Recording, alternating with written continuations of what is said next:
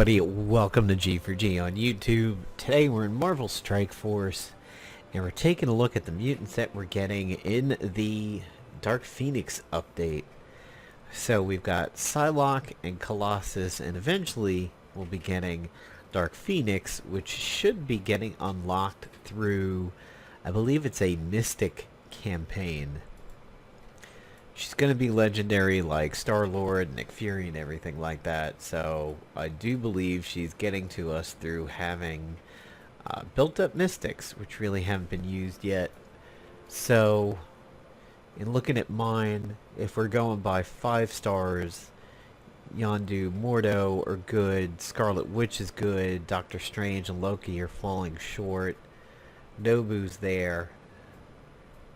Thanos is there, but I'm not too sure if he's part of it. So 1, 2, 3. I believe Hand Assassin is another one that is on the list. So if we start getting into the hand with Hand Sork, Assassin, and Sentry, I'm definitely going to be coming up a little short on this. What it would be nice to have her as pretty quickly as possible, considering we're getting the movie coming out soon. But at least we've got Psylocke and Colossus to take a look at. So may as well get a little bit of my purchases for the daily out of the way. It used to be I could kind of go through my daily purchases with relative impunity over here and just kind of buy stuff. However, recently my gold dipped down from 8 million into the 4s. And I think it's because I unlocked Star-Lord. I think that's one of the things that put a big hit on my gold a little bit recently. I hadn't been buying a lot of the Kingpin orbs for a bit. But, yeah, I just looked up one day and I was in the upper 3 millions. I was like, holy hell, where the hell did all my gold go? So, let's go ahead and get over to the orbs. And then we'll get over to my Psylocke orbs. For premium, I pull 15 out of Hawkeye. It's not that great. He's very, very far away from another level up for me. So, let's go through the Psionic Assassin orbs. This is the purchase that I grabbed. So, we should be able to get a pretty good Psylocke out of this. Alright, so we're starting with 6 out of 45 and pulling in some decent gold on the side over here, which is certainly fine by me. 6 and 8, so we're sitting at 14. 20. 26. 32. God, if I get 2 more 6s. Okay, that's good. That should definitely do it right there. I was going to say, if I had 2 more 6s, I'd still come up just short. There we go. There's the unlock at 50 out of 45. May as well keep going. Dossiers is pretty good. Definitely can use those. Didn't know my metabolic enhancers was low. Alright, so that should be the unlock for Psylocke over there. Pretty cool outfit. It's standard in that it's got the offset color sash, typical bluishy purple and black, the psionic knives coming out of her hands. This is almost always how Psylocke is represented. Now for me, my favorite Psylocke of all time came out of Marvel Avengers Alliance. She was pretty decent in Heroes. And of course, I really, really loved Psylocke from the old Marvel vs. Capcom games. She had that good butterfly projectile, which I thought was pretty cool. And that's really all that I remember about her. But Marvel Avengers Alliance, I think, was my favorite representation of Psylocke so far. She would have that step-in slash where she brought it from low to high instead of high to low. And the sound effects were basically like the Marvel Avengers Alliance sound of like a lightsaber in Star Wars. It was just a really good sound for the ability. And her Psychic Knives, which was her level 9, her highest ability, here it's her level 1, but her Cyanide was also a pretty decent sound effect, and eventually could get Fatal Blow in the X-Force when she was teamed up with other X-Force members, or she was using the X-Force uniform. Her representation in Age of Apocalypse through Olivia Munn was solid.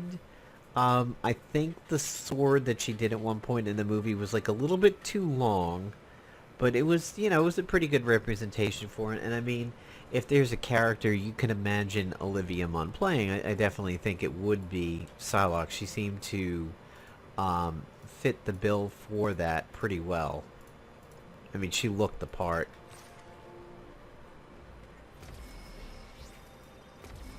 Alright, gonna start bumping up some of her tier here a little bit, and then we'll take a look at her abilities. So they're kind of building a good X-Men team as basically the Apex Arena team, and it's gonna feature Wolverine and Storm, Psylocke, and Colossus, and the Dark Phoenix. Some people are saying, well, what should I do if I'm not gonna get Phoenix this time around? I didn't actually pay attention to what the answers were on that one yet. I don't know who you would substitute in if you didn't wind up getting Dark Phoenix. Dark Phoenix was represented pretty well in Marvel Avengers Alliance, especially early on when her ability to keep people alive through death was like really bugged, and she did a phenomenal job of resurrecting dead people. That did get nerfed at some point, but Infiltrator White Crown Phoenix was considered pretty good.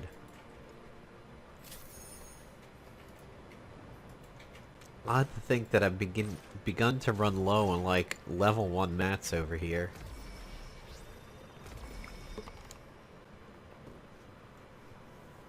Alright, so let's see what we've got. So she does piercing damage. And pretty much the whole way through is it just upgrades the piercing, which is pretty good. Nice to have somebody who can just knife their way through some solid armor. Her level 2, telekinetic armament. Attack the primary target for piercing damage. Chain 2 adjacent targets for piercing damage. Clear 1 positive effect from each target. Counterattack breaks the chain. And she goes up to 80, then she'll go up to 100. Chain to 2 adjacent targets. Clear 1 to 2 positive effects. Increase the chain. Clear 2. And then eventually her orange is another piercing. This is another one where I don't think the orange is really that good. I mean, just a little bit of extra piercing, but if they had done something like clear all positive effects, chain to everybody. So here, I mean, yeah, the original target, 3 more, that's 4. That is everybody except for 1. That's pretty good. But maybe clearing all positive effects would be good over here. I just wish there was a little bit more draw for the orange abilities. There are just a whole lot of things out there that I think aren't worth it, and right now Psylocke is 0 for 2. Now we have Astral Butterflies. Transfer 1 negative effect from self and each ally to the primary target. Attack the primary target for 100% piercing, and it cannot miss. Cool. Gets through dodgers and evasers. Evasion people. Evasers. Piercing, transfer 2 negative over at level 3, which is pretty decent. Piercing. Transfer 1 additional negative effect from self and each X-Men ally to the primary target. Transfer all negative effects from self and each X-Men. Okay, so this one's worth an orange. I think that's pretty good over there. It's nice to see somebody else do this, but she still does it a little bit less than the scientist. So there's something that I wanted to show you guys over here. I'll do it from Blitz, because nobody likes this character, and I've actually found a pretty decent use for this character. So here it is, this team right over here. you'll see that it's got Venom, it has Morales, Scarlet Witch, Spider-Man, and Scientist Supreme. So what I do when I run this team is I basically stack a lot of debuffs as much as I can. Venom puts them out. Spider-Man has the defense down. Of course, he has the stun. Miles has got the disrupt, depending upon how turn order goes. Scarlet Witch seals in those debuffs by adding an extra turn. Scientist Supreme debuffs the whole enemy team and then converts any debuffs on the team to positives. So she puts them out on both sides, but then she converts them on your team, and of course she heals when she puts out the debuffs. So a lot of times if my turn order is good, Spider-Man goes, gets defense down on some people. Miles maybe gets the disrupt out, maybe doesn't. The key for me is always that Scientist Supreme and Venom go before Scarlet Witch uses that ability that gives all the debuffs an extra turn. That is the ideal turn order over there. So let me see if I can... I don't think I can hop there from here. It'd be kind of cool if I just like long clicked somebody over here and was able to get to that character, similar to like Marvel Future Fight or something, but let me pull those guys up. So Scarlet Witch likes to do her Chaos Wave after a whole bunch of debuffs are out. And, you know, it's piercing damage, which is pretty cool. Oh, yeah, that's right. I'm only viewing my mystics. I'm like, that's weird. I don't remember my Scarlet Witch getting up to my top level. So Scientist Supreme, she does her Retro Vaccination, which is a heal, and the 1 to 3 random debuffs. Again, here, her orange is not going to be that good. And then Field Trials converts them. Orange for her, not too bad. There's definitely worse cases out there. If we look at Carnage, Carnage is jumped ahead of my Venom. I might put him in over Venom, but Venom's pretty cool in that he has Symbiosis, which gives him focus because Spider-Man is out there, and he regens health, similar to Wolverine. Corruption is ability that I like to go before Scarlet Witch's extended duration, so heal block to a couple targets and spreading the negatives. This is all about a very Marvel Avengers Alliance style of, hey, my Loki is cool. That brings him a little closer to helping out the Mystics. I actually used to have Loki sort of tank for this roster. He was in the Spider-Man Miles Morales spot as kind of a tank by making everybody stealthed for a little while, but I've pulled him out of that and I'm just going for like raw debuffs. So Psylocke does something Scientist Supreme does, just a little bit more single focused, and the fact that it cannot miss is of course very good. And then you have Reinvigorate, which is a resistance to Disrupted, which is pretty cool. When an X-Man ally drops below 50% max health, apply a counter. That's nice. On Spawn, chance to gain evade counter. That's really good. 1000 resistance against Disrupted. And on Spawn, always gain evade counter. So yeah, that one's worth an orange too. So I think she's 2 for 4. I think her 3 and her 4 would probably be worth an orange. So now that we've got her unlocked, let's go ahead and take a look at Colossus. Ring Dinger. Oh, wait a minute. I gotta see this. He paints?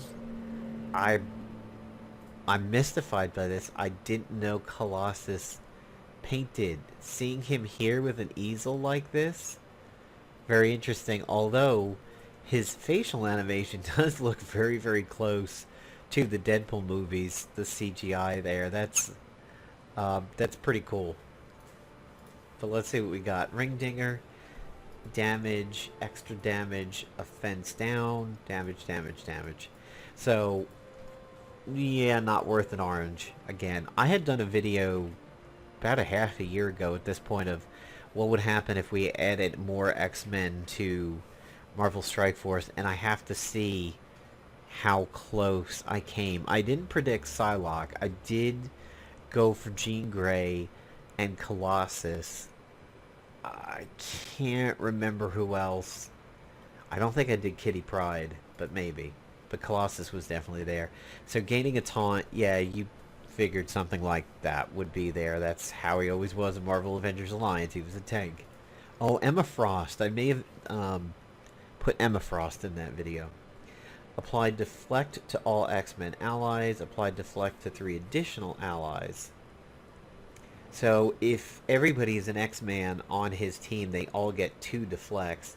If he's by himself, himself and 3 other... So again, 4 out of 5. It's pretty good. Gaining a counter, lowering the ability cost. Gain a taunt for 2 turns if Phoenix is out there. Colossus did get a Phoenix 5 ability. At one point, he was one of the people who did get the Phoenix Force. In Marvel Avengers Alliance, he did have a Phoenix Force suit. So it makes sense that they would set him up to protect her. All allies gain deflect, and he gains 2 counters. You could make a case that this is medium. When I look at the orange abilities, I either say yes or no. They're very hard and fast, very binary. This one's a bit of a gray area. I think if you had extra oranges laying around and you were really buying into the X-Men team, this would be pretty decent. That's not too bad. Enduring protection. Gain death proof. Okay, well, there you go. Right at the first level, gain death proof. That's good. Increase the duration of positive effects on self by +1 up to a maximum of 5. My god. Does that mean his death proof would do that right after casting it? And his taunt? Wow.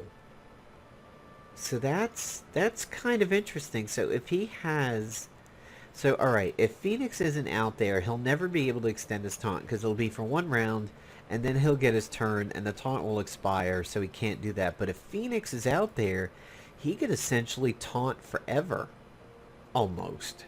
At least the standard match over here. We don't know how much the ability's costing, so we don't know the cooldown, but if he gains 2 taunts, and then he has 1 left when his turn comes up again, he can extend the taunt by 1. That's 3 rounds of taunting unless it's removed. Okay, there's 2 death proofs. So he can extend his death proof. Oh my god. Wow. So if we go Magic the Gathering level over here and we look at stack order, if it applies the death proof before it applies the extending of the duration of positive effects, and he's at least level 4...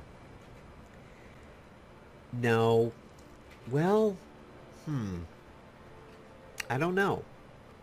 Because here at level 1 and level 2, if he gains the death proof and then increases the duration of the positive effects, he would gain 2 death proofs right over there, and then eventually he would gain 3. However, if the stack goes a little bit of a different way, he would gain the positive effects and then gain the death proof, thereby only having death proof for 1 turn until here. Huh. By 2, gains +2 charge up to a maximum of 5. This is, yeah, you gotta orange this guy.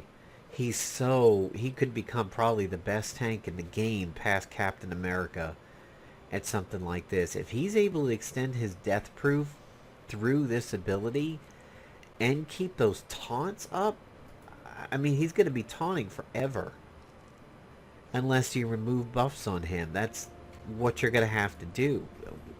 You're going to need a buff remover meta if he becomes part of it over there.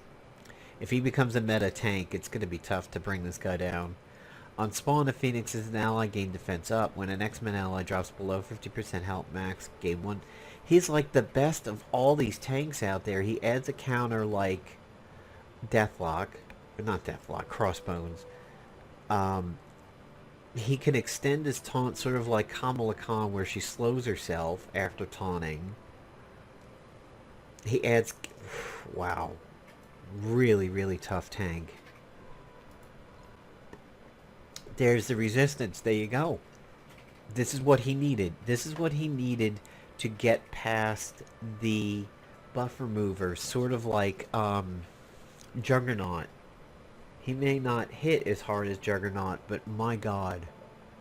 Colossus is going to become the best tank. Apply defense up to all allies while charged. Attack that enemy for... Attack what enemy? On spawn, if Phoenix is an ally, apply defense up to all X-Men allies. While charged, when attacked, attack that enemy for... What, the target of his attack gets an extra... I'm not too sure what the wording is over here. While in defense up, gain resistance, gain max health. All allies gain max health. On spawn, if Phoenix applied defense up to 2 turns, while charged... He's another one who definitely wins with 2 out of 4 oranges. Clearly you want an orange, it's 3 and it's 4. Actually, and you can even make the case for altruism.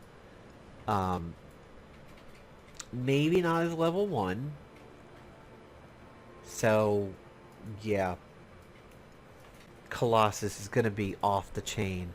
I can't wait to see Dark Phoenix's abilities over here. I think it's been leaked, and some people are saying she essentially has like 2 kits in one, but Jesus Christ, Colossus is going to be amazing. And if you look at an X-Men team, let's see what we've got over here. So yeah, not Cable, because he's X-Force, but you've got Wolverine, Storm, Psylocke, and Colossus, and then you would have Dark Phoenix. That's the team right over there.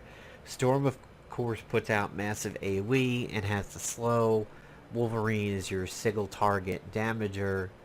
Psylocke sort of keeps the team clean, and I'd imagine Jean Grey would have some healing in there, or debuff removal, or a character res, or maybe she's going to res herself and she goes into a different kit. But so the question is, you know, if you don't have Phoenix, who would you put on this team? Wolverine could definitely do your damage. Storm is kind of your controller. Psylocke she's a brawler. Kamala Khan. Put in Miss Marvel over here. You have 2 mutant brawlers. She'd be another emergency tank along with Colossus, but if you had Colossus continuing to tank, you could just do Miss Marvel to do constant level 1s to pull extra level 1s out of Psylocke for the piercing damage, pulling in Wolverine for potential bleeds if he crits. Yeah, I think Miss Marvel would definitely be good. It's lacks a little bit of punch, but if Psylocke's damage is really good, Miss Marvel's just going to be setting up Wolverine and Psylocke for a lot of extra damage over there. So provided her damage is good, and you know Wolverine does a decent amount himself when he's up there and his star levels and everything, could be a good way to go. Cable, not really Cable. Let's see. If we look at X-Force, Deadpool, yeah, not a whole lot here. I mean, Deadpool is another good one for raw damage, but doesn't have the most synergy over there. Cable, mutant, yeah, counters to, okay. Cable could possibly do it. to a random mutant ally. That could work. Let's see if we just do... Yeah, okay. That could work. You can slap Cable in there if you don't have Phoenix. You could also put Miss Marvel in there charged. Keep the speed down. That's a lot of control. If you are lowering speed bars and then you have Storm icing everybody up. I mean, the Psychic Surge, its synergy with Deadpool falls down a little bit. But, there you go. A level 2, level 3. Yeah, I think it could work. Cable might be a decent controller on the field too, keeping the speed bars low while the X-Men team sets up. So that might be pretty decent. You've got a couple of people you can slap in there. I mean, none of the Brotherhood I think would particularly work out, but you've definitely got some other mutants you can use. I think Miss Marvel works out pretty good. Maybe a raw healer and like Night Nurse or a shield medic for something like that, but nobody likes raw healers in Arena and Blitz. So there you go, guys. There's a look at Psylocke and Colossus. I'm predicting right now that Colossus is probably going to become the absolute best tank in the game, especially for X-Men teams. So time to start working those X-Men characters up there. If they're not up there already, get them going. Thanks everybody for watching the video. If you enjoyed it, leave a like. And any comments you want to leave down below, if you think of my suggestions for a Phoenix replacement are good and bad, certainly let me know. Actually, wait a minute. There is something that I wanted to take a look at before. Wanted to go over to my elite orbs, since people have been talking about these a lot lately. Let's see what I get over here.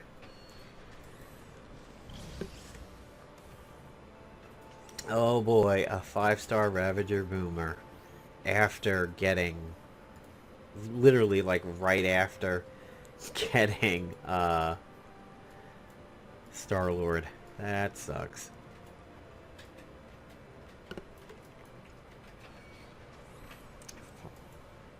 I thought I had more on this tab to go through over here. I guess it was just that one. Oh, I know what it was. The get was throwing me off a little bit. Use to remote specific characters.